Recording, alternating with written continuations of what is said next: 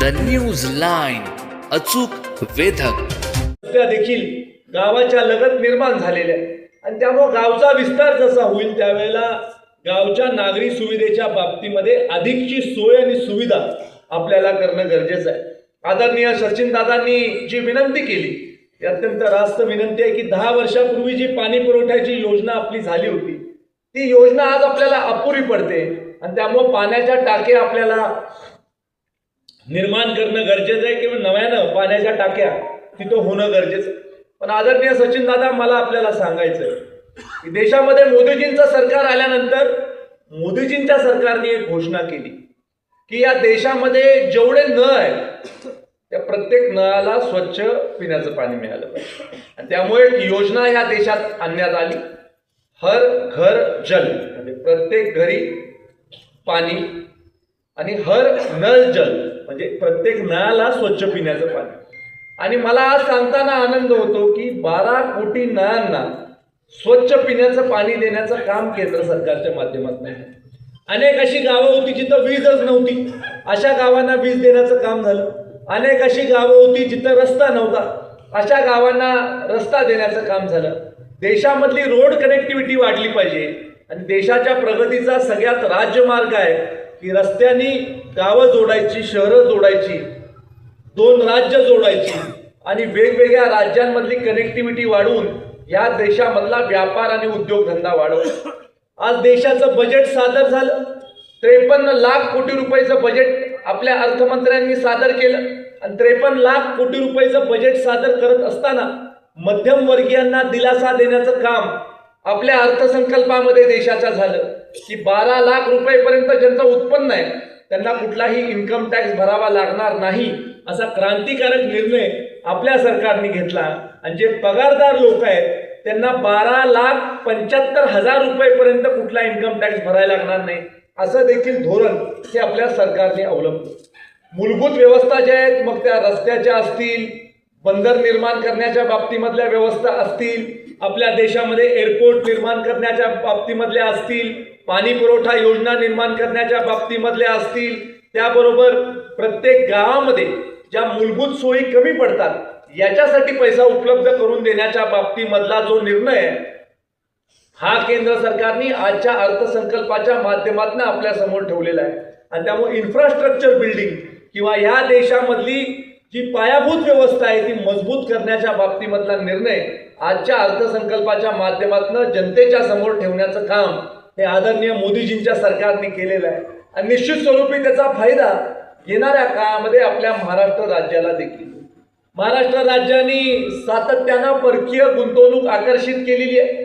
मागच्या कालावधीमध्ये आदरणीय देवाभाऊनी डॅव्हॉसला जाऊन 16 लाख कोटी रुपयाची गुंतवणूक आपल्या राज्यामध्ये आणली आणि आत्ता देखील ह्या वर्षी डॅव्हॉसला ते गेले मागच्या काही दिवसांपूर्वी, त्यावेळेला 30 लाख कोटी रुपयाची गुंतवणूक ही देखील आपल्या राज्यामध्ये आणली. या गुंतवणुकीच्या माध्यमातून नवीन उद्योगधंदे निर्माण होतील, लोकांच्या हाताला काम मिळेल, आपल्या सुशिक्षित तरुणांच्या हाताला काम मिळेल आणि आपल्या ग्रामीण भागामधला तरुण देखील आपल्या शिक्षणाच्या जोरावर पुण्या मुंबई सारख्या शहरामध्ये किंवा अनेक उपनगर आहे जिथं उद्योगधंदा निर्माण होतोय अशा उपनगरांमध्ये देखील जाऊन काम करू शकेल. आज पुण्यासारख्या शहरामध्ये मोठमोठ्या जर्मन कंपन्या आलेल्या आहेत, त्यांनी ऑटोमोबाईलच्या इंडस्ट्रीत टाकलेल्या आहेत, तिथं आपल्या भागामधले अनेक तरुणांच्या हाताला काम मिळालेलं आहे. आज आपण पुण्याला मुंबईला जातो आणि ज्या वेळेला आपण मेळावा घेतो की आपल्या मतदारसंघामधले मुंबईमध्ये स्थायिक असणाऱ्या माणसांचा मेळावा किंवा पुण्यामध्ये स्थायिक असणाऱ्या माणसांचा मेळावा, हजारोच्या संख्येनं लोक तिथं जमत असतात. हजारोच्या संख्येनं त्यांच्या उपस्थितीवरनं एकच गोष्ट स्पष्ट होते की आपला ग्रामीण भागामधला तरुण, ग्रामीण भागामधली तरुणी अलीकडच्या काळामध्ये शिक्षणाच्या जोरावर शहरामध्ये जाऊन स्वतःचा नवीन एक अध्याय लिहिण्याच्या बाबतीमध्ये कमी पडत नाही. हा देखील आपल्याला या समारंभांच्या निमित्तानं लोकांच्या उपस्थितीवरनं एक संदेश मिळत असतो. आज या जिल्हा परिषदेच्या निवडणुकीच्या निमित्तानं मोठ्या संख्येनं आपण या विंगच्या सभेसाठी जमलेलो आहोत आणि जमलेलो असताना ताईंचं भाषण देखील मी ऐकलं.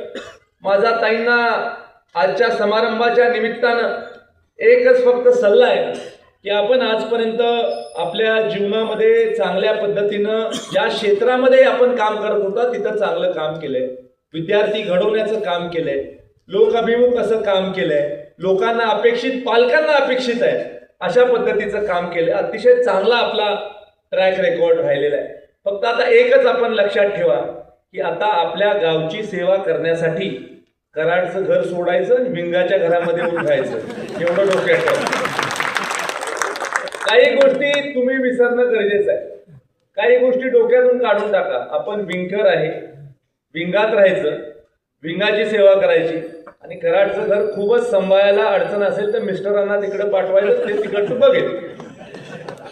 आता हे करावं लागेल, तुम्हाला सवय लावून घ्या. तुम्ही सातारला जावं लागेल, तुम्हाला बसावं लागेल गाडीत वाट बघत, त्याला काही पर्याय नाही. आता हे आपल्याला ह्या काही गोष्टीमध्ये बदल करून घेणं गरजेचं. आणि तात्यांनी आता सांगितलं की उमेदवारी कशी ठरली, काय ठरली. मी आपल्याला स्पष्टपणे सांगतो, उमेदवारी ही जनतेमधनं ठरत असते. मी म्हणून, आप्पानी म्हणून उमेदवारी ठरत नसते, लोकांमधनं उमेदवारी ठरत असते. लोकांना काय योग्य वाटतं याच्यामधनं उमेदवारी ठरत असते. कोणी राजकीय नेता असला, अगदी आपले देवाभाऊ जरी असले तरी मतदारसंघाचा कल काय याच्यावर उमेदवारी ठरत असते. आणि त्यामुळे उमेदवारी ठरवताना नेता उमेदवारी ठरवू शकत नाही, हे डोक्यातनं काढून टाका तुम्ही की आम्ही ठरवलं आणि काहीतरी झालं. उमेदवार लादण्याची पद्धत भारतीय जनता पार्टीची नाही. उमेदवार ठरवत असताना लोकांच्या उपयोगाचा कोण, लोकांच्या कामाचा कोण, याच्यावरनं उमेदवाऱ्या ठरत असतात. आणि त्यामुळं लोकांचा कल घेतल्यानंतर, लोकांचं मत घेतल्यानंतर आपल्याला कसा चेहरा देणं गरजेचं आहे याचा विचार केल्यानंतर सगळ्या बाबतीमध्ये आपला नंबर लागल्यामुळं आज आपल्याला संधी मिळालेली आहे. आपण चांगल्या पद्धतीनं निश्चित स्वरूपी काम करावं, हे देखील मी आपल्याला या कार्यक्रमाच्या निमित्तानं सांगू इच्छितो. आज भारतीय जनता पार्टी हा सर्वसामान्य माणसांचा पक्ष आहे, नेत्यांचा पक्ष नाही. मध्यंतरी मी कोल्हापूरचा आणि सांगलीचा निरीक्षक म्हणून ज्या वेळेला उमेदवाऱ्या ठरवायची वेळ आली होती त्यावेळेला असंच आम्ही, चंद्रकांत दादा होते, मी होते, मुन्नासाहेब महाडिक होते, आम्ही सगळे बसलो होतो आणि उमेदवार निश्चित करण्याच्या प्रक्रियेमध्ये आम्ही होतो की ही यादी आता आपण प्रदेशला पाठवायची. जशी आम्ही आता जिल्हा परिषदेची यादी निश्चित केली, भारतीय जनता पार्टी प्रदेशला पाठवली, तिथून त्याच्यावर शिक्कामोर्तब झाल्यानंतर त्यांना आपण एबी फॉर्म इश्यू केले. तर आम्ही यादी द न्यूज लाईन, अचूक वेधक.